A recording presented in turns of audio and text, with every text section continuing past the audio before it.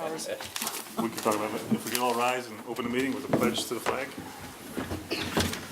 I pledge allegiance to the flag of the United States of America and to the republic for which it stands, one nation, under God, indivisible, with liberty and justice for all. Okay, welcome everybody. In line with our direct mic to television audience, any speakers have to use this, so that's why I'm doing both. When I sit down, I'll switch to a desktop mic. But welcome to our February 11th. We're waiting another storm, but it doesn't sound too bad here, so the highway guys are prepped up and ready to go, and we'll do our regular monthly meeting.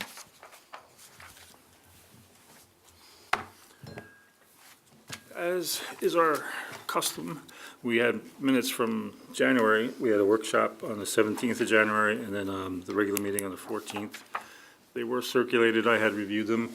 I would ask, were there any other additions, alterations, or corrections? Hearing none, I would move that we accept those minutes. Is there a second? Second. All in favor? Aye. Thank you. And one of our big tasks here is the fiduciary responsibility of running the village, and next comes the treasurer's report. Do you want me to look that over with you, Cindy, or what's your Sure, go ahead. preference? All right. Jay, you have yours there? Everybody got theirs? Okay. So, looks like as of 11 February, so it's 11 days into the month, and the way we would review our attached detail sheet is that we're 66% into the current fiscal year, and a couple of weeks, so we're right around 70%. So when you do your budget line item reviews, everybody should be at about 70%. If not, they're spending too much money. Or if they're at 100, the ones that are 100 are the ones that have been like a one-time and done payment, whether it be a mortgage or a bond note or something like that. But anyway, general fund, we have a balance at this point of $344,151. Water fund, $266,612. Trust and agency, $34,400. Materials management, $54.60, which we can talk about later. Petty cash, $75. Village green, $4,454. Hardscrabble, $5,332. Health insurance, $3,822. Sewer fund, $17,300. Capital projects, we show a zero. As far as general fund expenses, this month were $185,292. Water fund was $9,852. Trust and agency, $34,400. Materials management, $3,021. Sewer, on the bottom there, is expense of $380. Just going over, and Cindy can comment too, but it's the treasurer's feeling that for this point in the fiscal year, the general fund balance is acceptable. There's still some more revenue. At this point in time, the tax revenue is in, but what we do is have this miscellaneous revenue that still comes in, so that's pending and still flowing, so she feels cash flow wise we're okay. In the general fund, it's a fairly hefty number of expenses, but we made another piece of the payment toward the fire company. As you recall, we pay 60% up front and then two 20% payments, so the second 20% went out just recently. And I think The $100 that we were. oh yeah, we'll talk about that a bit. And then we also had, I think I saw in the vouchers a payment on, I think some interest on the building bond or one of them, yeah, so. A couple more bonds to pay, police car and the backhoe. This year? Yes. Yeah. Those aren't too big. So we do, later in the meeting, we'll talk about going into our normal budget for next year, our planning meetings, but we'll get into that soon. But that being said, are there any questions about the treasury report? And I would move that we accept it as presented. Is there a second? Second. Okay, thanks. So we got those two business items out of the way. In the audience, we have Judge Treewasser, and we put him on the regular agenda, but why don't we bump some committee reports so we can get him in and out so he can do whatever else he was up to tonight. We have him on here to talk about the status of the grant, and then just to give us a progress report on some personnel changes in his office. Yeah, I would think, Judge, just if you want to go to the podium and feel like I should sing the best of Sinatra with something like this in my hand. Good. Well, We'll do it Mr. after- Mayor, members of the board, members of the public, good evening. I'm Jonah Treebwasser. I'm your village justice, also your town justice, come to think of it. Anyway, it's my pleasure once again for the 12th year in a row to point out that we have received a grant for capital expenditures for the courts, this time in the amount of $1,485 to purchase file cabinets for some of the files that we are in the process of closing. As you may know, Mr. Mayor, members of the board, we are required to keep some of our files upwards of 30 years, the criminal cases and the traffic cases, a considerable period of time as well. So we do have a number of boxes of files that are currently in the office that we have to go through, close out on the computer, let Albany know they're closed, and then we can file them downstairs. So rather than pay Red Hook taxpayer money to buy these file cabinets, we did that through a grant. In sum total, we have almost $102,000 worth of grants over the last 12 years, including just about everything you see in this room. Chairs, the bench, the AV system, the audio system, I should say, phone system, all paid for grants. We're very proud of that. And I'm more than happy to answer any questions about that before we get into, the staffing situation. But are there any questions either from the board or from the public about grants? All right, well, yes, sir. Are you working on any grants in the near future on your side? Well, we do this every year. There's something called the Justice Court Assistance Program. It's the main funding from the Fund for Modern Courts. It's the main grant that we get. And every year we pitch in for something, whatever our current capital needs are. So we'll be doing that again. It varies as to when it comes out. Usually they send the paperwork out sometime spring or summer. But we'll always have our eyes open for that. All right, anything else? Well, thank you, that's a great question. John, I just want to let you know the cabinets are in and they're downstairs already. Good, we're working on it, and which which brings us to our new deputy court clerk, Rebecca Kent. As you know, we've had our deputy court clerk over several years, and our most recent one before Rebecca had to leave for personal reasons. And we've just hired Rebecca, I think about 3 weeks ago, right? And she's mid-January. yeah, she's picking it up very well, very quickly. She and Kathy are working very well together, and once she has the training wheels off, we hope to get her involved not only in the day-to-day operations of the court, but also dealing with some of these old files to get them down to the basement, into new file cabinets. And I'm happy to answer any questions about that from either the board or the public.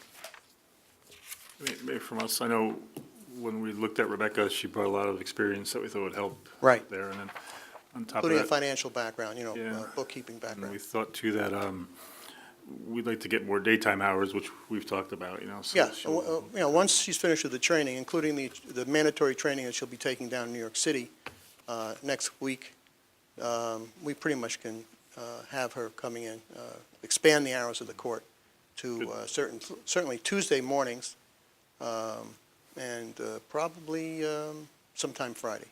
And while we have you here, how's GovPay networking? Has that been a success for you? Well, let me explain to the folks what that is. We now have the ability to accept fines over the internet and by telephone through something called GovPayNet. We've always had the ability to accept fines by credit card personally here in court during the court session. Now you can pay by credit card, I say on the internet or by telephone.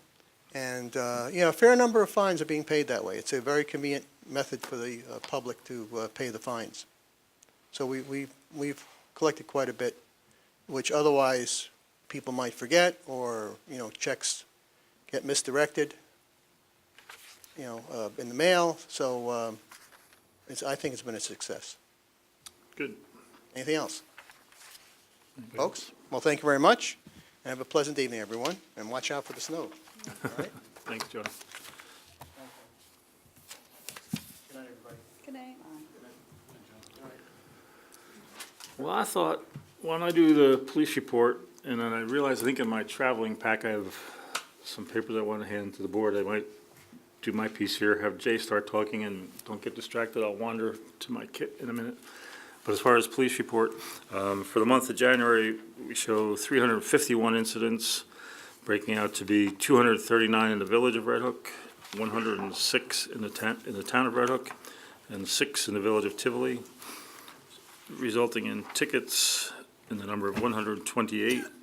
93 of those are in the village of Red Hook. That's one parking ticket in that batch there, and then the balance are 35 in the town of Red Hook. Arrests resulting were 17, 10 in the village, and 7 in the town. Jay, I don't know, would you mind talking about planning and zoning there? You got your stuff in front of Yes, you? sir. And I'm just gonna roam. We have had, I'm president of Dutchess County Planning Federation Board of Directors, and we recently had a meeting and started to firm up our set of spring classes here.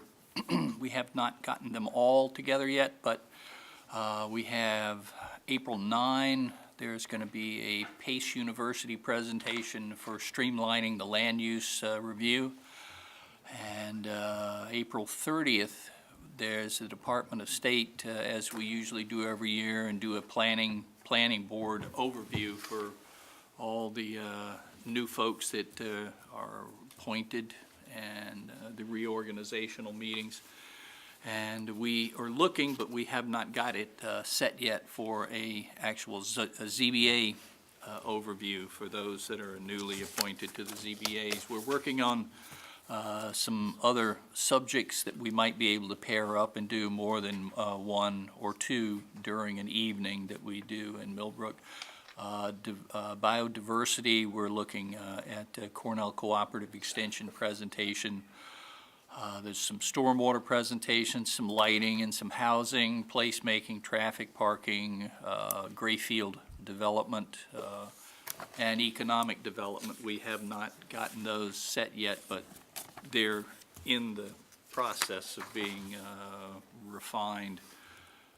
In terms of the planning and zoning, let's see, this past month, 6 building permits were issued in the village, 1 certificate of occupancy was issued, 7 certificates of compliance were issued.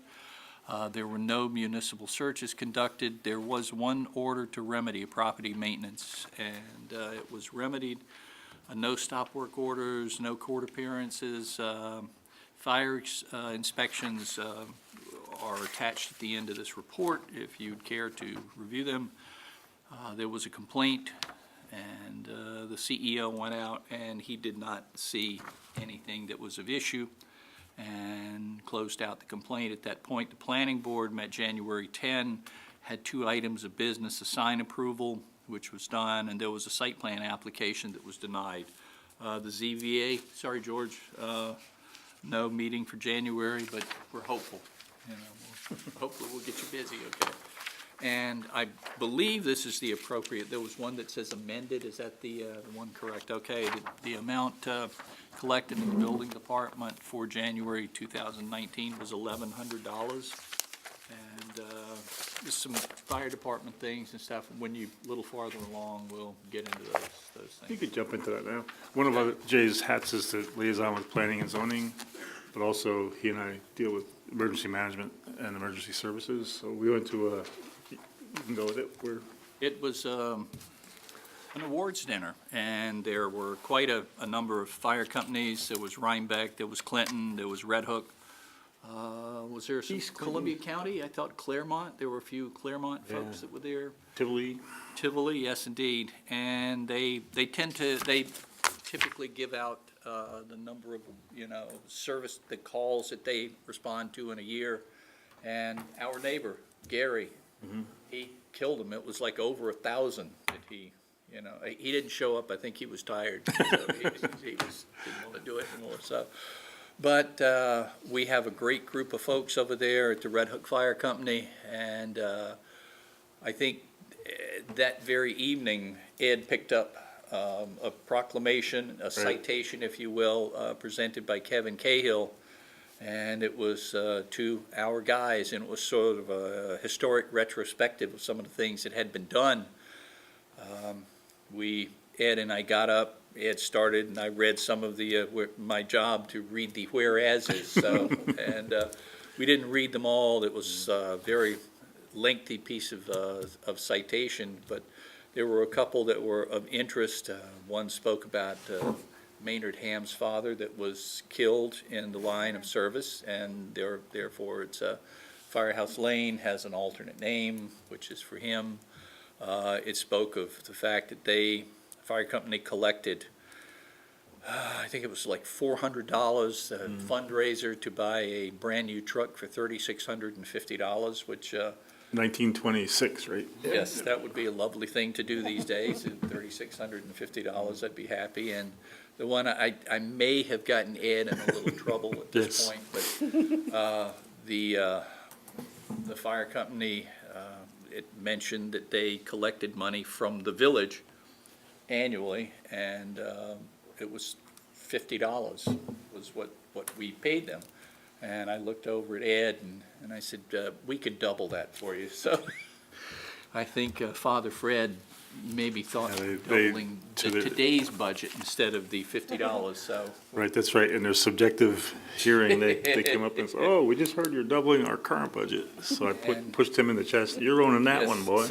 So I won't pay for it, but I'll kind of pay for it another way. But it was a wonderful, wonderful place. It was at the, what's it called, the Grand View, I think it was. You know, great food, dinner. It was just overall a very, very pleasant evening. This is the second or third time I've done it with Ed, and it's always fun. Yep. I Good. think probably that would be enough for me at this point. Yeah. And on the serious side of it, we do know that the other meetings we have, they get funded by us through budget and through the town of Red Hook through budget. And they have advised that they have a 20-year-old ladder truck that'll need to be replaced in the not-too-distant future. And with about $250,000 in turnout gear and breather packs, Scott Air packs, and I think radios too. So we have them, we're kind of directing them to the grant world and what we can do in those areas. But if anybody comes across ideas, it's a very excellent department, but it costs a few dollars. And normally they bring in their monthly report, but it didn't show in here yet. But like Jay said, they answer about 1,000 calls a year. Gary's good, but it was, I think 1,000 was the gross calls. He does about 795, so it's, and then, but still, they're very busy. And we were visited by the county executive about halfway through, and he came in and made a little speech, and Butch Anderson, the sheriff, was there, and the undersheriff, and I think Brad Kendall, was he there? I'm not No, sure. I didn't see him. It was Steve, who's the head of civil service? Steve, yeah, pardon me? Rector? Yeah, yep. And they were there. It was nice. He made a nice little speech, you know, for the people. Yeah, it was interesting too, because like Jay said, Kevin Cahill, the assembly person, is also a semi-pro amateur / professional historian. So he's somehow gathered a bunch of old photos that were really interesting. And then the whereas clauses, which those of us on this side, we joke about whereas clauses, but he put in how the fire company was also, because Tivoli's also changing, or turning 100 this year. And we're curious, like, what in history made the two, what was 1919, was everybody came back from World War I and decided a lot more people were here and they could form companies or what. But we did remind them, too, that the village was founded in 1894 primarily to get the legal establishment of a fire department. And then a fire company is a different offshoot off that founding step, so. And it was located at the Grange. Yeah, they said, yeah, the Grange was the first firehouse. But anyway, a little interesting stuff. As you can see, the fifth member is not here today. I think it's the second meeting he's missed in 12 years or something like that. Deputy Mayor, well, we know he's traveling, he's taking a vacation, so he headed out to the high desert of New Mexico somewhere. So I'll get to his stuff later on. I will do like my own edited version of it, so I highlighted it earlier and rehearsed a little bit. So with that, maybe we could go to Trustee Norris. You want to go into the more fun side of I will things? piggyback off your fire department Okay. thing, and it's their 100th anniversary this year, and they're planning a big party, I guess, for lack of a better word, August 17th with a pre-party on August 16th. did you go to a meeting on that? Yes, yep, we've had one, yep. Would you like some, I think I circulated an update for you guys did. with a lot of, Parade and food trucks and music and. yeah, fireworks and all kinds of good stuff. It will involve us on certain logistical levels. They've invited 75 fire companies. Not that they're all going to show up, but it's a monster parade. We're probably going to have some real heavy coordination on that. So, yeah, so that's in addition to our usual events. We're kind of in a lull right now where we're starting to plan, although the emails went around about the egg hunt today. But, so, once we get dates for things, I will share them. And now on to the fascinating world of materials management. We did have a big change this past month. We had to go back to separating our recycling, which I know everyone was thrilled about. So commingled is basically every other week, alternating with cardboard and paper. And also as a result of all of this, our rates had to go up, $3 for blue tags and $6 for red tags. For the month of January, we had 8.15 tons of garbage. We had 0.49 tons of cardboard, 0.97 tons of mixed paper, and 1.47 tons of commingled. The good news is we're no longer being charged for recycling, so we have that going for us.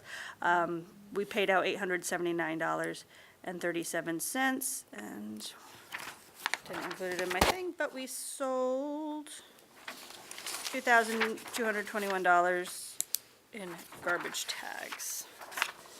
We also had our annual e-waste event where we collected over 10,000 pounds of electronic waste.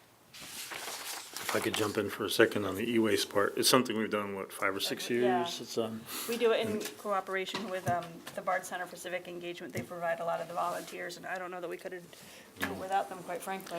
right, in the town of Red Hook, and like Jen said, 10,000 pounds this year. And the two kind of funny stories is we offer a vehicle pickup for our folks who can't make it, lift it out of their house to their own car to get to the site.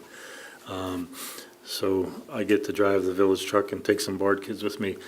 And I don't know if did I tell this story at the prior board meeting, but where the Lutheran Church wanted to get rid of some speakers. Did you hear about that story? So in your head, what do you think of speakers? Maybe at the most 3 feet tall and 2 feet wide, maybe, you know. So we get there, they're like their own version of, the moving speakers that we use on the rock and roll shows. It's like, the name escapes me at the moment. But they must have weighed 250 pounds each. So it's me and 2 Bard students. And one's already on the ground, so we got a hand truck and figured out a scientific way to get that into the truck. Then the other one's up on a shelf about 6 feet in the air. Like, it was a crazy thing. So we got it down and got it through, and then we had to tarp everything that night because a big snowstorm was predicted that night, and the e-waste taker doesn't want snow in the goods. So we bought some tarps and tarped it. But the downside of the tarp was you then have to go Monday, which was MLK Day itself, which is a holiday for everybody that works here. So myself and a couple volunteers met to untarp, but now it's got about 12 inches of ice-crusted snow on it. So, and it's 4 degrees outside. I think I almost froze my lungs. It was like so cold, and but we got it all off, and then 10,000 pounds. And the good news, like we always say, it's properly recycled. It goes to a credentialed, certified handler that takes the heavy metals, the precious metals, and does the right things and recycles the plastic off. So we do next year. If I forget, somebody should remind us that we have to do it in a warmer time of the year. Even though the Bard kids are great, it's like snow and 4 degrees is tough on the body. Anyway, but thank you, Jen. I don't know how we can better sell. We always try to be salespeople here on our garbage, but if you're out there in Panda World, come back to our system. We're cheaper, and we make you consider what you're throwing out more than the big private haulers who will put 50 pounds or your neighbor in your can, and you would never know what went out. But our system is designed to make you think of what you're throwing out and recycle more and compost more. So, and we're less noisy, and it also helps support our staff. So all good reasons to stay with us. So if you're listening, switch back to us. Anyway, Mr. Lang, you want to talk about water? Yes, of course I do. Yes. So the monthly report on the water treatment facilities. So in the month of January, the water treatment facility treated 6,386,000 total gallons, which is an average of around 206,000 gallons a day. So that's right in line with our average usage around this time of year, just hovering around that 200,000 gallons a day point. We also sent 3 bacteriological samples out to be tested at the Smith Laboratories in Hyde Park, and they all came back absent, so that's all in order. And no, not during the month of November. You know, cutting and pasting, it's a terrible thing. I believe during the month of January, the water treatment plant used 60 gallons of sodium hypochlorite. So that comes out at an average daily use of 1.94 gallons a day, which again is right in line with our average. There's a few long-standing, outstanding issues there. The issue with the elevated storage tank and the SCADA system, which is that communication system for the well field, and still addressing what the Department of Health inspection came up with. And then there do seem to be rather a lot of open work orders, which I think we need to try and address. Yeah, I can give you an course of the update next on few those weeks. things. I can give you, maybe I could jump in right now, actually. What Charlie, when he was talking about the elevated storage tank, phase 1 and 2 of our water system included what we call decommissioning the elevated tank. But the engineers and the SCADA, that's an acronym for Automated Systems Reporting. I couldn't tell you what each letter stands for at the moment, but we're trying to get where we can get away from the gravity boost from the elevated tank to using our own booster pumps, and I'm not quite sure why. It's a programming and a hydrostatic, hydro pressure coordination between the engineers and the computer firms. We have laid a lot of deadline burdens on them, and we hope to get that done really fast. Because one reason we did all of phase 2, well, it's not the prime reason, but was to get the elevated tank offline and avoid having to maintain that. It will happen, but we'll keep working on it. And then when Charlie mentioned the DOH inspection, we get one of them a year, and most of them were easy fixes, like a couple well houses were found with an unlocked door, things like that, which we had Highway immediately work on. One, and it kind of segues to what I wanted to jump in here with, is we had taken that move to do more and more ourselves with our own highway department and make them more of a DPW. And one of our staff made a commitment to get his credentials, and he's still not fully credentialed. So we're switching in. We've talked about it, I think, in workshop or prior. We're going to move to making VRI our full-time operator. That way we get all their credentialed operators with them, instead of relying on one of our staffers. On the other side of it, the staffer is promising and will get his credentials, because I think in our long-term plan is we'd rather pay our people and keep the money right here locally and be able to control things ourselves rather than hiring an outside consultant. So we're working on that. And part of that, too, I sat with one of the principals at VRI who also consults with us. And today I met with Will from software, the SCA software, what's the C stand for? Software consultants. They do our water billing. And some of these open work orders are signal and data conversion issues from when our meters get read by our high-tech radio read system, then get converted to the software for billing. And we're trying to figure out on these ones that are listed here, most of them they're getting high readings, but not really high consumption. Something's happening in the conversion somewhere. So he promised to get one of his people in here next week or so and sit with our people and try to figure out how to fix that once and for all. In the scheme of things, I also learned today that SCA got sold to a bigger company that they'll still be here locally, and they'll be operating from the chocolate factory, but they did the merger buyout thing, and they're part of a bigger entity now. But they give us a lot of what to do, our tax billing, our water, and then the program we call Municity. It's our high-tech planning and zoning software where it's got a lot of GIS, a lot of good functionality.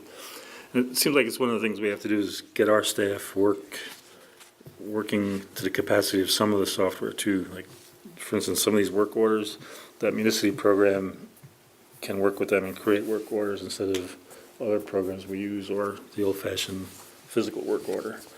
So they're gonna come in and talk to our people some more. What else are we working on with you? LED streetlights a little bit? Yes, where is that at? Well, I could jump into it briefly. We're still working with New York Power Authority. We got an updated schedule and replacement contract, correct? Yeah, we signed documents with them. One impediment I see, they do have a bid for installation and purchase. And I think I circulated something to all of you with a price for, it looked like the buyback went from like a 3.5 to 4 year to more like 7 to 8 year, because it looked like the bids they got for installation were a little higher. It still seemed economically to make sense. It's just a longer period before we get our full return. But the one hedge I have is they didn't get bids yet in for the actual maintenance part of it. And like, Central Hudson won't let a typical electrician or any of our staff go near the high voltage upper wires, the primaries and things up where the streetlights are. So NYPA, New York Power Authority, is rebidding that maintenance part. So I'm gonna go a little slow just to see where that comes in. It can't be much, but Central Hudson, that's our utility here located. They keep pitching me. They know, well, when you call us, when something's out, they're there in a day or two, and that would be our goal with the new providers. For those out in the audience, we spend about $55,000 a year on lights, and we're doing a conversion to LED with the current utility supplier, but we can actually bring that down. We can save like $40,000 to $44,000 we project a year on a 55 today by owning our own system and then contracting out the maintenance and the lower energy use of the LED. Those multiple factors bring in, we save 40 to 44 grand. It still seems like that happens, but it's further out when we get there. Right. But our budget, Do you know, where the town is at? Because they were going through the same process. yeah, and I haven't talked to the supervisor in the past 2 weeks, but I'd be curious what they're thinking about that maintenance, because right now, I asked NYPA, the one that's moving ahead right now is the city of Kingston, but they have, it's like, I forget the number, they have like 3,000 streetlights or something out there. Their savings are huge, but even there, they don't have, I don't think they have the staff to fix their own lights either. I don't really know that, but granted, not much happens to them, but when it does, you want to be able to fix it in 48 or 72 hours. And the Right, one but part, conceptually, we were always talking with the consortium about, close by communities would pull together and Well, hire that's- a yeah. common maintenance contract. yeah, that's what they got for the installation, but like I said, nobody came in on the maintenance. Right. So they're gonna rebid it, but yeah, that'd be the goal. I think there's 18 people in the consortium. But one interesting, they did price it with the dimmable smart cell on the top, and then Okay, and we weren't sure we really needed that, right? yeah, for some reason, they went with that, NYPA went with it, and they said it'll give you that ability to turn them down even further when you want through, laptop commands and so forth. I could use my smartphone to mess with the lights. And Well, I don't know if maybe you could hack in, but we have to get that intrusion protection from somebody. But anyway, that's the LED news. What else do we have there? Building, groundwater, energy, sustainability. What I thought I'd do later on in the meeting, I might spring on Charles and Jennifer. We have somewhere we have that climate smart community pledge in our agenda, and I thought we'd have you guys babysit that as far as, there's like 8 or 10 points you'll see in the resolution that just keep us current and on top of our game there. But anyway, I guess it's time for me to take the mantle of Brent here. It's kind of an inside joke. Brent is wonderful and he makes very detailed reports. And I'll go through with what I've highlighted out. So we'll start with Village Highway Department. And He reminds everybody that the snow ordinance is in effect. I won't go into all the details, but that is in effect till end of March. Item number 3 on there, the Village Highway Department removed snow and ice from the general business district on January 22nd. It's one of the things we do to help maintain the viability and vibrancy there in the center of the village. As far as a certain amount of snow on the state highways ends up impeding traffic, but also impeding the flow of parking and commerce in the village. So we put some money into our budget to help with that. We can't do too many. We pick when it's about 10 to 14 inches of snow to get that off there. And as Brent likes to talk about his scrap metal program a lot, this month there were no sales of scrap metal, but for the fiscal year we're in, we raised just over $2,000, and since inception, $28,000. In the sewer world, we'll talk about it more later in the main meeting too, but we meet pretty much every Friday with our engineers. He cites the dates, January 4th, 10th, 18th, 25th. We meet with CTML, the engineers, our lawyers, and Brent and I are at those meetings. We're working with the County Department of Health, the federal funding agency, USDA-RD, and then New York State DEC, as well as New York State EFC. We know, remember the project's a $4.9 million project, and we got 1.2 in federal grants against that 4.9. And then about a year and a half ago, we got another $925,000 in the Governor Cuomo's WIA money. WIA is an acronym for Water Infrastructure Improvement Act. And what we found is EFC handles, like you might recall from phase 2 of our water projects, the state money moves through Environmental Facilities Corporation, EFC, and they're actually closing that $925,000 into our accounts here. I think February 28th is a closing. So that's all moving forward. We did have a couple of problems. Remember, the federal government shut down for a month essentially through activities or lack of activity in Washington, and our poor USDA reps, they fall into that category of being furloughed, so we invited them to come back to our meeting in about 2 Fridays from now. Let's see, our plan is still between now and the end of March to advertise for construction estimates and bid proposals. So we're putting on a big push on that. This Wednesday, I'm going to Dutchess County Department of Health with the engineers and Ron Hicks, who's the Assistant County Executive for Economic Development, and working with them. And then still kind of push that. I jumped ahead on page 2 of Brent's report, a white space project. It was kind of interesting. I thought I'd point it out again. I think we touched on it somewhere in a workshop, but it's essentially trying to get better broadband Wi-Fi type services for folks. Right now, the village is fairly well served, but there are some better options that could be out there. Some we're looking for, like to use at the library and a community center, but then it looked like there's some providers that come in truly wireless to here, where if we had antennas, we could offer like 100 megabits per second type bandwidths, and it's still in the very, very early stages. One option would be, like we said, people that can't afford it, or visitors who could sit at a bench or something and get access. But it's working with our cell phone consultant and a bunch of us, but still gathering data, and like I said, it's early phases of it. Some other things Brent reports about. One I picked was Northern Dutchess Alliance. It's in the middle of one that starts Town and Zoning Review Committee. I highlighted the next meeting of the Northern Dutchess Alliance will be a breakfast meeting at the Beekman Arms on March 8th. So we'll send some reps there. One interesting part too is up in the beginning of that paragraph, he talks about Red Hook Together.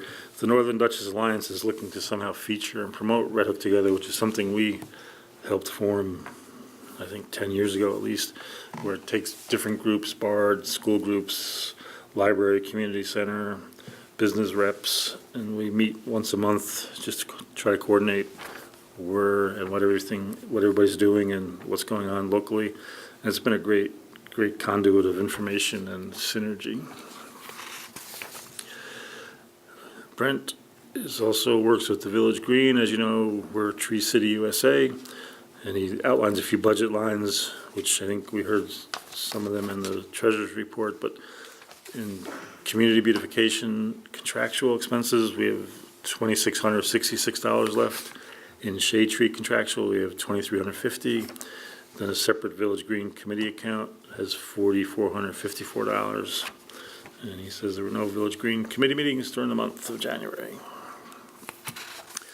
And then somewhat related, Brent wears the hat of liaison to the Highway Department. And as we move into the budget planning year, part of our year, we have some notes from the highway foreman with things they would like to have. Many look like they could be dream-type topics. We could look at them when we're doing workshops. I'll put them in my data file and look at them. Later on tonight, we'll talk about one thing we do want to get them this year, but these can go to a different file.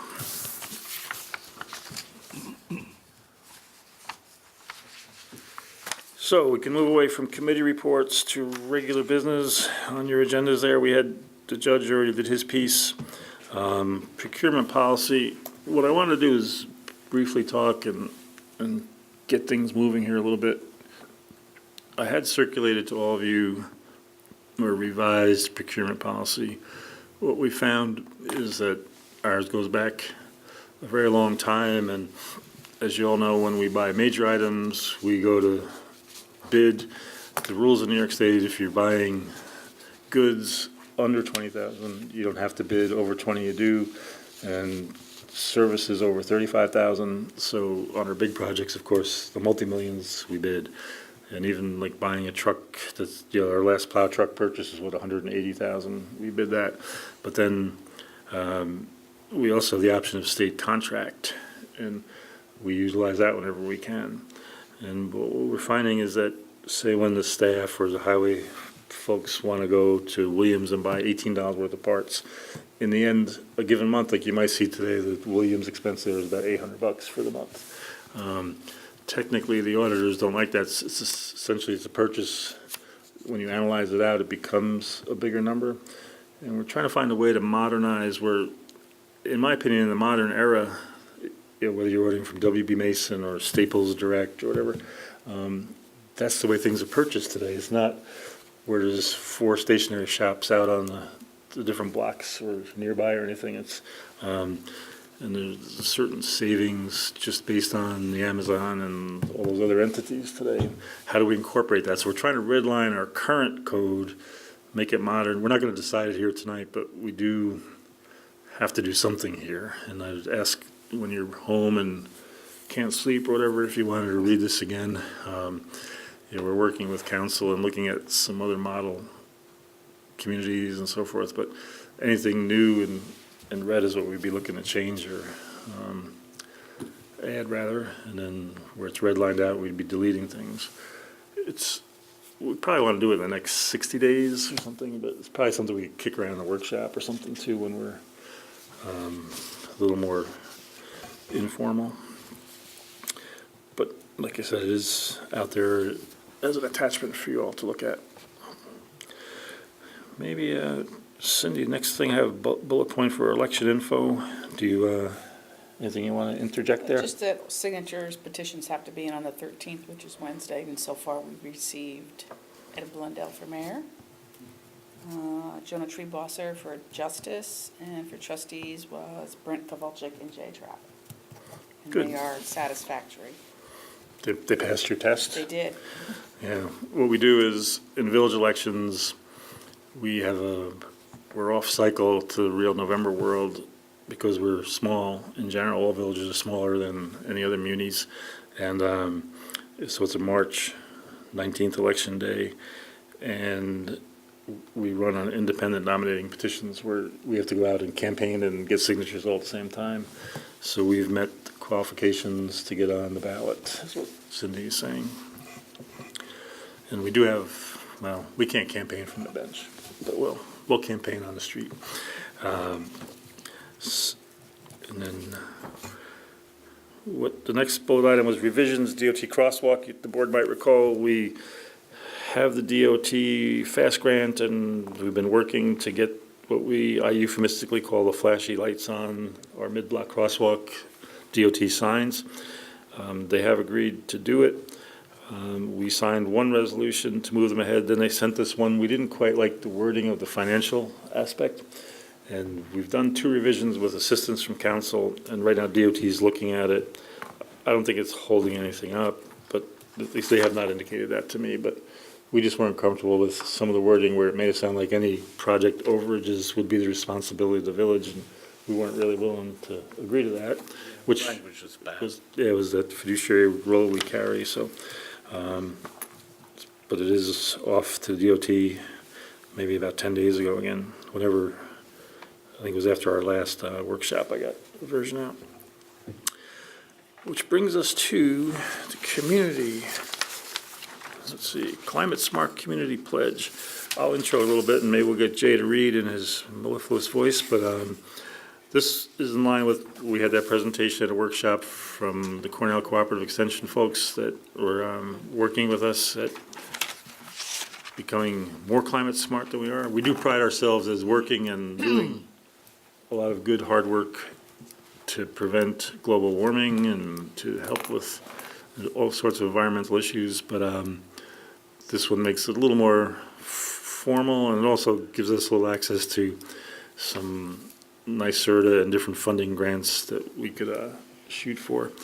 So when I was talking before about tasking Charlie and Jen, there's 10 points there that, like I said, essentially we do every day, but I think we just have to restate them, and if you guys could be our points of contact for that, it'd be good.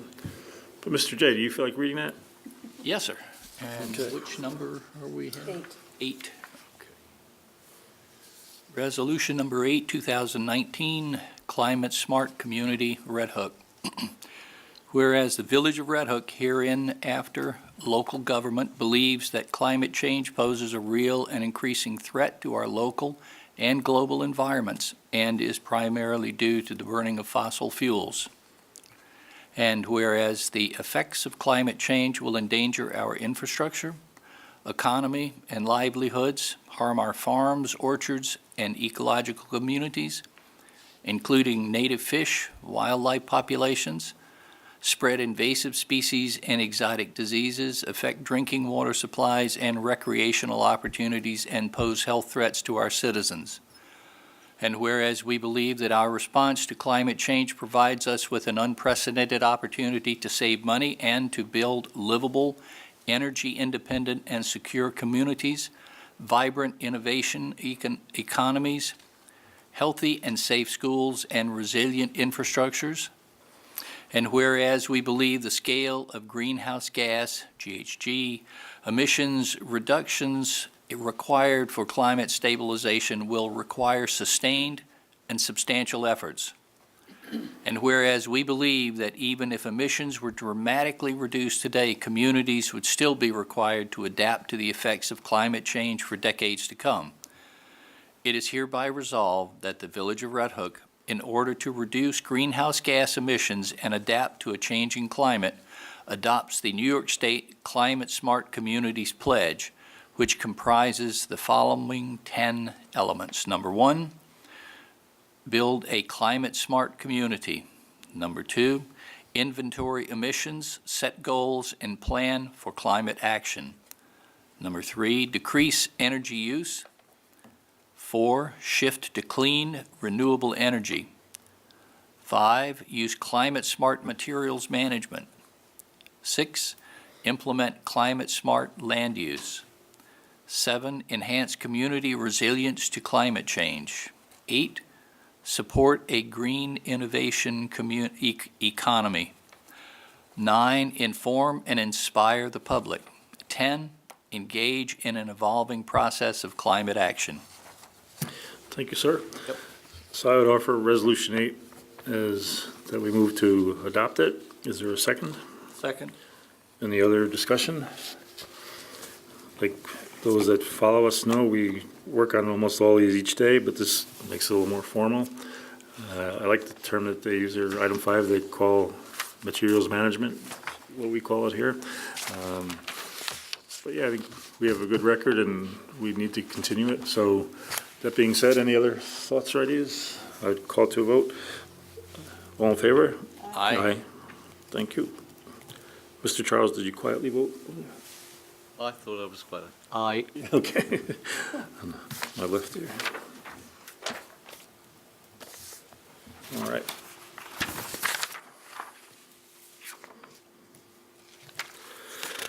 Set budget sessions. What I am thinking is, normally our workshop would be a week from Thursday, the 21 February. But I'd like to cancel that and move it to the 28th of February and start to do the Thursday sequence. Our tentative budget is due March 20, 21, in that range. We'd like to develop our budget collegially, and we use that spreadsheet model that I have access, that we use every year. It makes it very organized and pretty easy to manipulate and test certain numbers. We do have certain bad news in that the state's trying to take away some of the AIM money, assistance to municipalities, which is about 10 grand to us. We're lobbying our folks not to do that, but I don't know where it's going to come out. And in our world, we still have tax caps, and we are going to be subject to a 2% tax cap. It looks like the state's probably going to move ahead and make that a permanent tax cap world, not at 2%, but it'd be 2% or the CPI. So if they take 10% away in our world, that's only giving us 1% available to increase our taxes. Which is not doable. We're looking at health insurance quotes are coming in already, and that's up like $14,000, which is about 13%. Certain things like that, but we'll have to do the hard work of a budget. But long story short, I would like to, we'll just do it in the form of a motion, but I put forth that we cancel the workshop, that'd be the 21st, and then set the next following, I guess it'd be 6 Thursdays till we get to March 20th, would that be? So we're gonna start from the 28th of February? Yeah. 1, 2, 3, 4, 5, 6 is the 4th of April. Yeah. And a lot of times you cancel the last few, Yeah. so. Yeah, let's set 6 to get me past the So we'll March. go through yeah. April 4th? Yeah.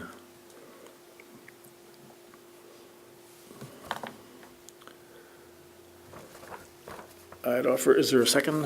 Second. Any other thoughts, discussion? All in favor? Aye. Aye. So the clerk could notice that to the public then, and as well, okay.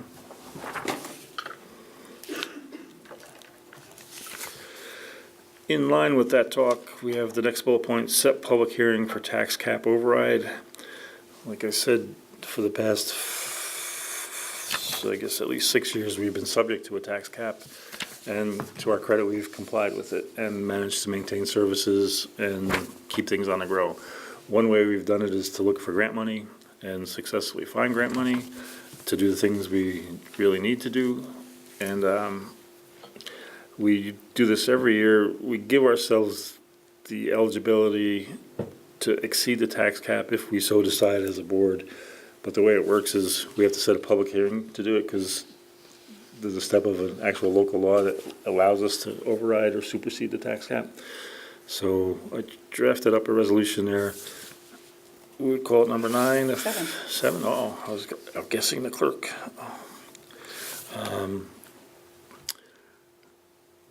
As usual, we set this in place and always hope not to have to exercise it. But then if we don't exercise it, we have to remember to remove it in another formal process after our budgets are established. So this one's relatively simple. Whereas the Village of Red Hook may require an enabling local law to allow a tax cap override for the upcoming fiscal year 2019-2020, whereas the final version of previous budgets has remained within the requisite tax cap, whereas there may be a need to override the tax cap as local law in 2019. Therefore, be it resolved, the Village Board will schedule a public hearing on the tax cap override law for March 11, 2019 at 7 p.m. to consider a tax cap override, and the clerk will publish notice in the Kingston Freeman. So that's our next, the date is our next regular monthly meeting, so we would have a short public hearing. So I would offer it as a motion that we adopt Resolution 7. Is there a second? Second. Any other thoughts? All in favor? Aye. Thank you.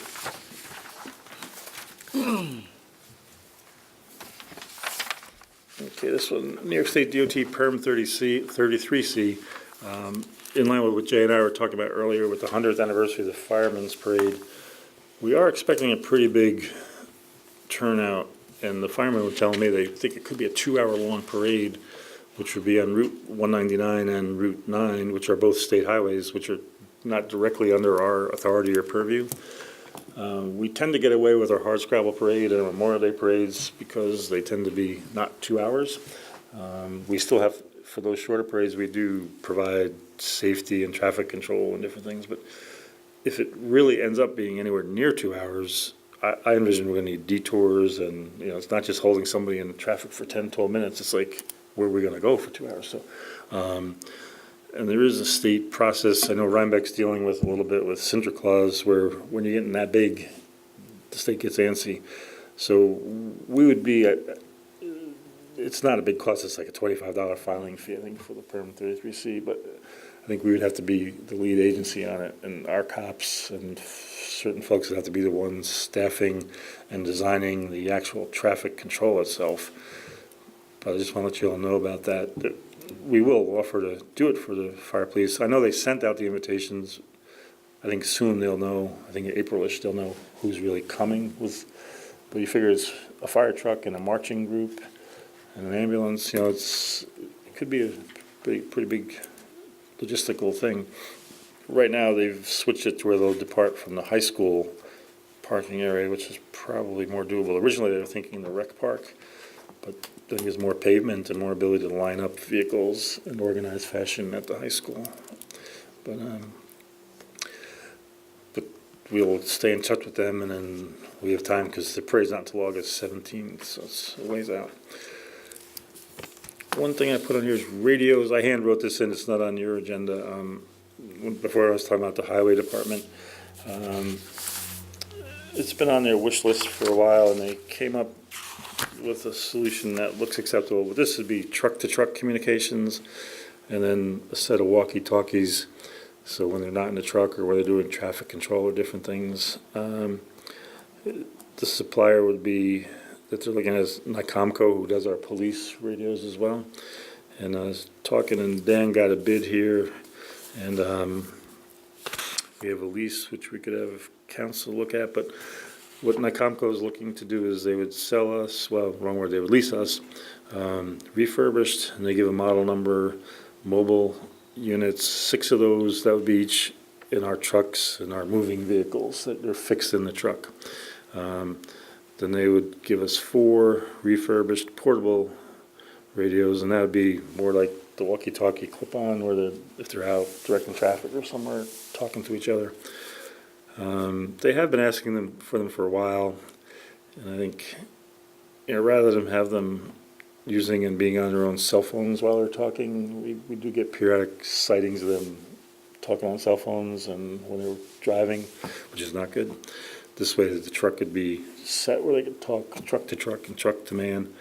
So it comes to $266 a month. It's a 3-year lease, and then we could get updated equipment after that. We priced it with some competitors, and it's a good number. I just thought before we sign the lease or do anything, we should talk about it, and then just have council look at it. But it's a pretty straightforward lease. Lease rate is $266 per month for 36 months, and it's kind of funny, they called us the town of Red Hook. I'll change that. But my thinking is we should go for it and get them in communication. I almost don't think they'll have it ready by the end of, you know, they actually have to come and install them in the trucks, so it's a little bit of a task. But I would offer as a motion that we approve leasing 6 truck-based radios and 4 man-based portable radios from Nicomco for a total of $266 a month for the 3-year lease. Is there a second? Second. Any other discussion or anything? There's no other option out there? Because I just Well- did the math, that's about $10,000 It's for the next. $95.76 for For the 3 years. Yeah. Yeah, It's not an insignificant amount. it's 20, it becomes 31.92 a year. And, no, we did look at another vendor, and then we looked at buying them, and buying just didn't seem, And, That would be- like the walkie-talkies that we use on hard scrabble day, that wouldn't work, you need something heavier duty, I mean, yeah. we're basically talking a mile radius, like, how Mm. far are they possibly gonna be, we're 1 square mile. No. Do we need oh, good. something of that capacity, or could something Yeah, off Amazon work? well, we did buy the smaller ones for hardscrabble, and, I know for a fact, a few of them are broken already, just from the light use we gave them.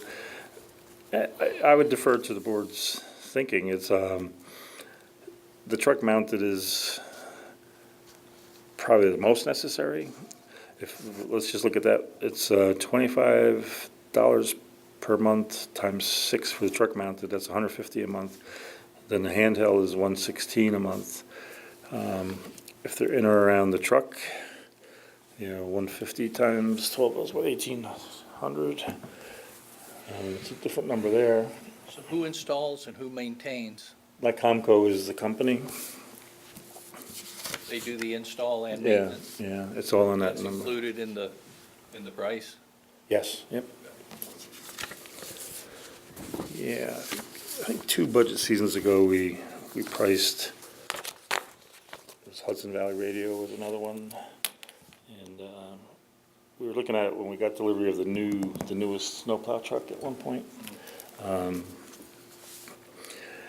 Like I said, I like to keep them off the cell phone. Right. Any I'm not sure. obvious grant opportunities that would help defray costs, enhancing safety? Can we Yeah. spin it as something Yeah. green? That's a good thought, but Won't these also communicate with the town highway department? yeah, they'll have a chip, if that's right, where it used to be crystalline radios, but they can talk to town, RPD, and I think emergency channels at the county level. Yeah, I mean, one compromise could be, it seems like if they're in the truck, that's the main time I would see them needing to talk to each other. Do you know what the range of these? I don't know off the top of my head, but it's major, it's, Okay. because the ones we bought for our celebrations were kind of the high version of the home walkie-talkie, so. So we're in the midst of discussion. I mean, one option could be just put them in the trucks, so when they're out. One of the big needs is when they're plowing and 2 a.m, they talk to each other and see where they are and how they're doing. When they're not in the truck, yeah, that might be, what do you guys think? I mean, I'm not saying that they're not necessary, it's just, Dollars? that's a chunk of change for Yeah. the next, I mean, I don't know if this is something that we should decide tonight, or if it should be combined with our overall budget conversations, which we're gonna be starting. Well, I think they're anxious for some reason with the plowing and the late night hours. They're, because periodically we do lean on them to say, stop talking on your cell phones, It's, meaning it looks not that great for the public, so. Oh, absolutely. And, I think they're, There's a clear safety and communication need there, but maybe they don't need handhelds as well. I mean, it's hard for me to see. well, that could be, we could take, where I think it's going is hold off on the handheld part to the budget season, and then, I would lean toward truck only. yeah. All right. Well, why don't I withdraw the motion and amend it, then we'd say, upon review, the NICOMCO estimate, the board would authorize purchase of vehicle-based radios. I think I used the word purchase there, I should have said No, lease, vehicle-based radios from Nicomco at the projection of $150 a month for 6 units. Can you capture that there?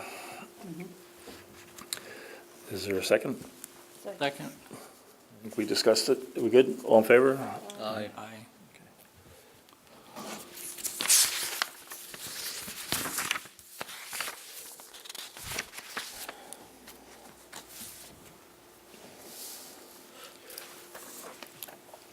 Let's see.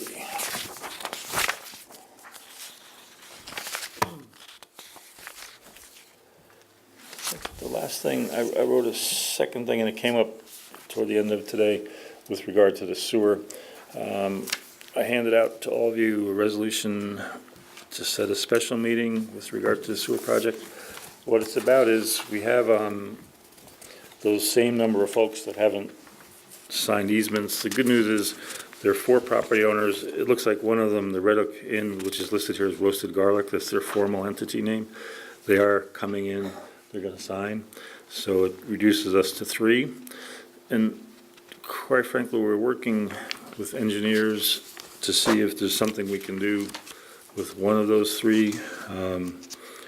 We've made a couple of different offers and options, and while we totally agree that each one of them is well-served and actually makes out financially with the new sewer system, they haven't seen our point of view yet. Like I mentioned earlier, we're having that meeting with DOH in Poughkeepsie Wednesday. And then originally I wanted to vote on this tonight, but I thought better if we make a special meeting after we have a little more data and detail in. So the essence of this is, and we might have Mr. J read it, but in the bold midsection, it's a resolution scheduling a special meeting for the Village Board of Trustees to consider a resolution authorizing commencement of eminent domain proceedings relating to easements required for construction of the Village Red Hook Sewer Project. So it goes to the issue where we're trying to get a temporary easement so we can construct on people's land what we need there, and then a permanent easement so we can go back on a 10-foot strip and service things if it ever broke.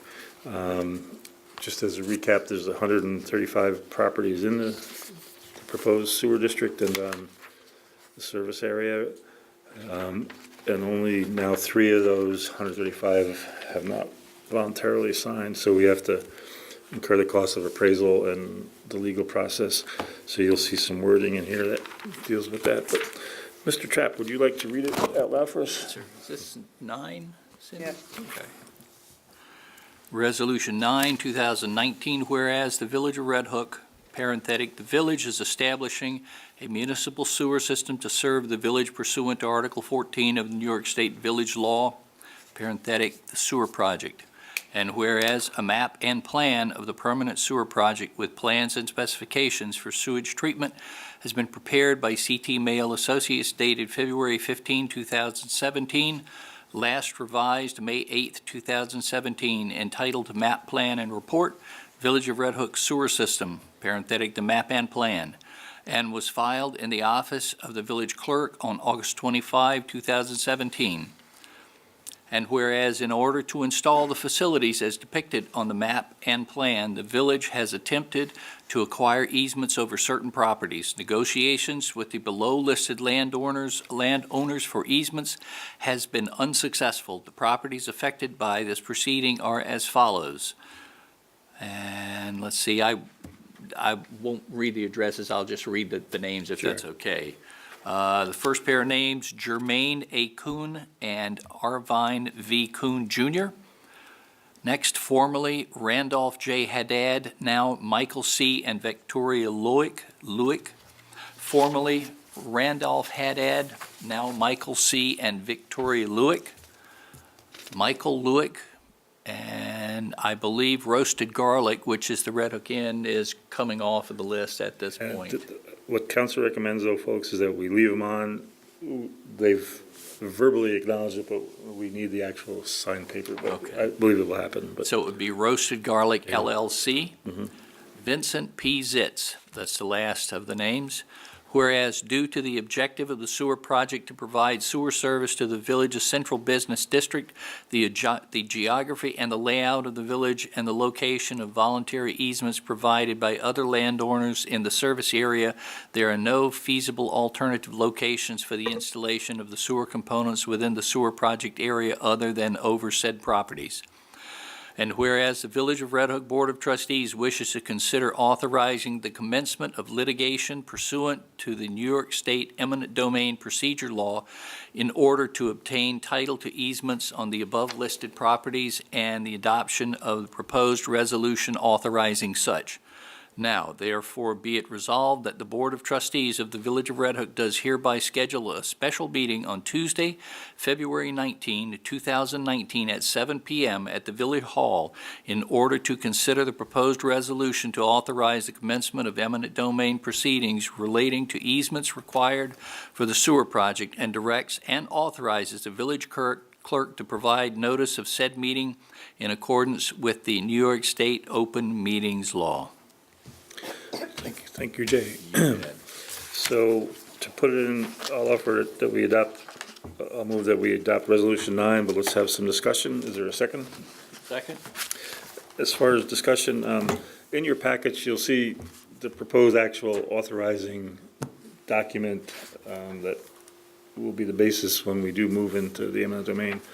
But like I said, I want Jay read, there are no feasible alternate locations, and then we want to give that one final test between now and Monday. I guess it's Tuesday, actually, the 19th. And then talk to all our experts on our side, and then we would have a single-purpose meeting on the 19th. It won't, that's, no other business should be dealt with that night, so it'd be quick, in and out. But then, but in the interim, council is continuing and drawing up the appraisals and all the legal documents. They just haven't walked them into the judge's chambers yet, so that'll await the Tuesday night event. And it'd be my hope that some of these look at it and how the options are beneficial to them, and that we don't have to go this route, but we have to be ready to do it so we can get those bids out. As you've said, you'd rather spend your money on the project than Right. this sort of activity. Yeah. So we have a motion and a second. We had some discussion. Any other discussion? All in favor? Aye. Thanks. Who seconded that? Trappy? Is he waving his hand? Yes. Okay, so we hit the things I had listed, folks. We don't need executive session tonight. I put it there just as a catch-all in case we did. And then we, at this point, usually open our meetings to public comment. And if we could track down our microphone, not that we're trying to put anybody on the spot, but it's just so the TV folks can hear folks.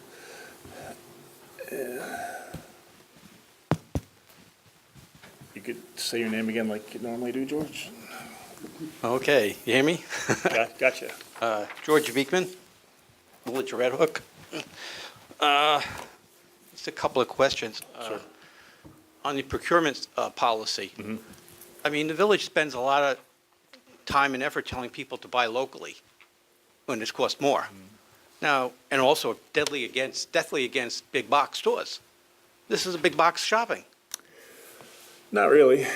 It is. You're going to Amazon, you're getting Walmart, you're ordering it online.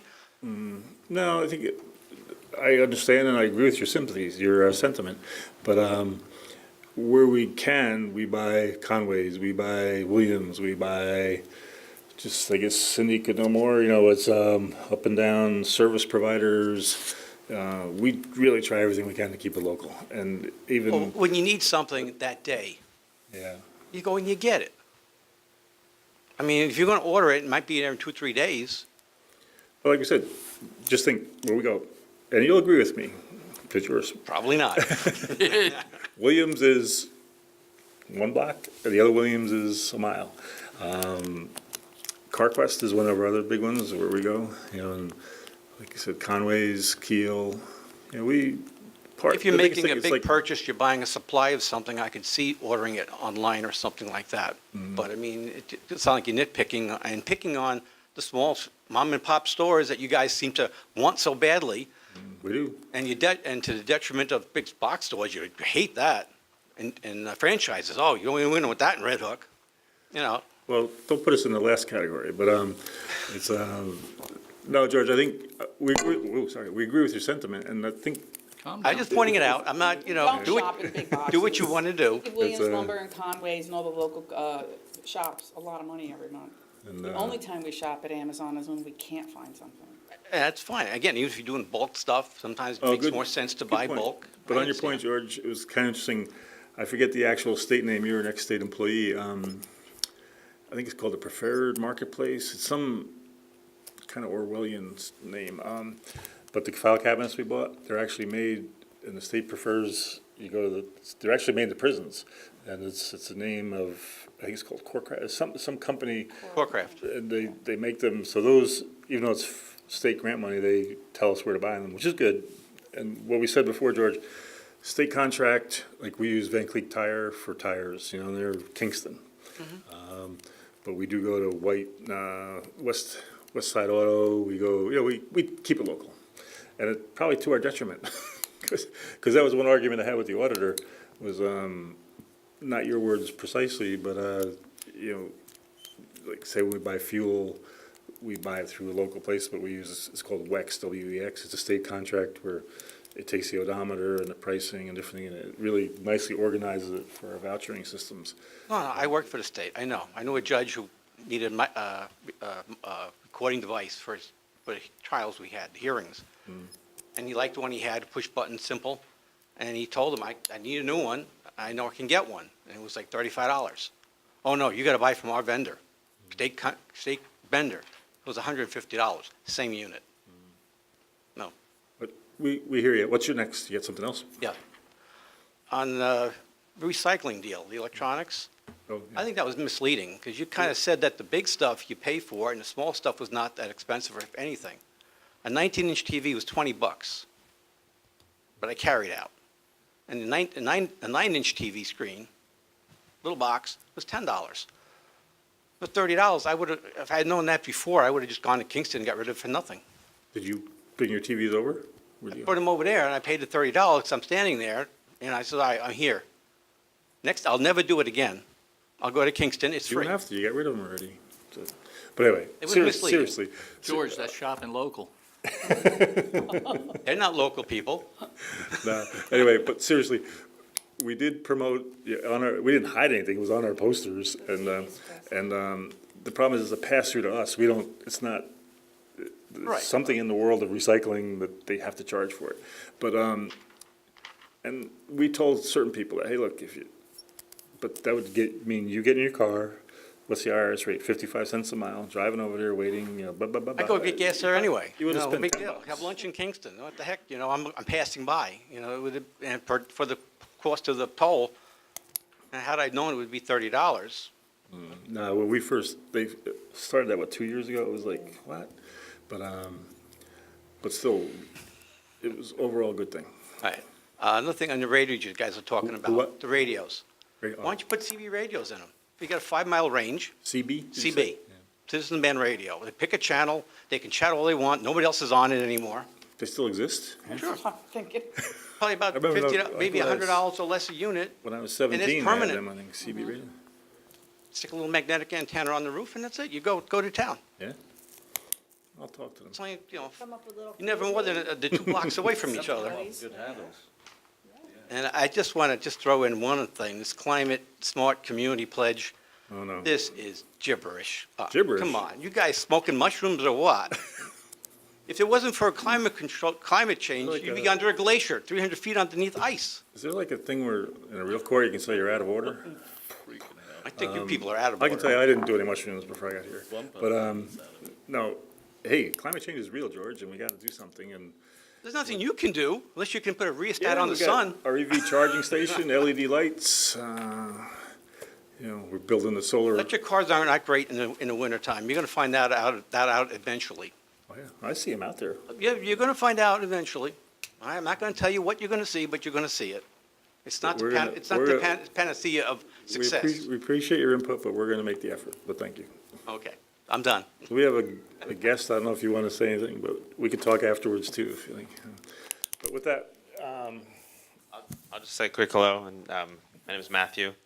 Just here to learn and meet some new faces, and I'm appreciative of the conversation and all of your efforts. okay, thanks. Yeah, with that, usually we let the public comment. George, and usually there's a colleague or two, but they must be, where are they? Oh, But somehow, he always has something to say, which we appreciate. And public comment is over. We didn't have anything else from the board, anything we didn't touch on or new or things to talk about. Overall good. I think the street, we gave new life to our holiday tree. Remember, we got it from one of our ZBA board members, right, Eric? Moved it over to the corner by Yum Yum, and it's still looking pretty good. So I talked to the shopkeepers over there and said, let's make it a Valentine tree too. So it's now a Valentine tree until the needles fall off or something. So we're doing that. And then Jennifer, we're thinking of Hardscrabble Day coming up, which is September. That's our big major street festival with a lot of live rock and roll and really awesome stuff. And she's submitting some names of some bands she would like to see. I did play that one link. I don't know, it was like a little. Oh, I got shut down, don't even worry about it. Oh, yeah, already? Yeah. By who? But it was, they seemed like they were trying to capitalize on a name and weren't really. Well, because it's the 50th anniversary of Woodstock this year, so we had talked last year about, oh, wouldn't it be kind of cool to focus on music and stuff? And my boss said he went to see a Woodstock tribute band, and they were really cool. I forgot, Back to the Garden, I think is what they were called. Interesting. But the person in charge of music did not go for that idea. Well, I played them on the phone after you sent it over, and it seemed like they were trying to capitalize more on the branding and the event than the talent, but anyway.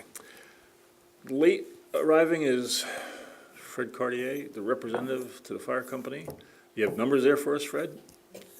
We're about wrapped up. If George or Matthew could hand you the microphone, and we talked about your big award dinner and 100th anniversary a lot tonight, and the fact that we're gonna. Are you feeling all right now? You didn't look too good, at the party. Oh, yeah? No. I was fine. I was driving, Bill. TV on too, I gotta be careful. I drove, so. That was good. I bring you this message from Caesar, so. Okay. What is it, Courier? The annual or the monthly report? Good. And did you want to say anything else while you're here? Were you out directing traffic? You look like you were in the cold somewhere. Fred's a fire policeman, so he's got a.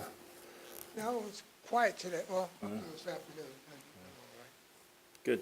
Yeah, Jay and I updated everybody, including the public, on the awards ceremony, and it was really good, we thought. And It's a lovely time. talked about the prescribed or predicted needs of you guys coming up, truck-wise, gear-wise, equipment-wise. I also want to mention that we have our 100th anniversary Yeah, coming we up. talked about that a lot. Okay, that's what I want to hear. Yep. Well, let's come across with a little. Yeah, good. Well, thanks for bringing it, because we were doing that sequence, and we said, well, it's not here, but they had a big party, maybe they're still, so I have to push back on Who had a big party? you guys. It was just a quiet meeting of the body. That's all. All right. With Okay. that, I think we don't have Brent to do the normal closings. Thank you, Fred. We do need a motion to pay the bills after audit. I know the folks over here are signing. Done. You're done? So is there a second on a motion to pay those bills? Second. All in favor? Aye. Thanks. And then, since I filled in for Brent on the highway reports, I guess I'll make a motion to adjourn the meeting here at 8:23-ish, it looks like. Is there a second? Second. All in favor? Aye. Good night, everybody. Thanks.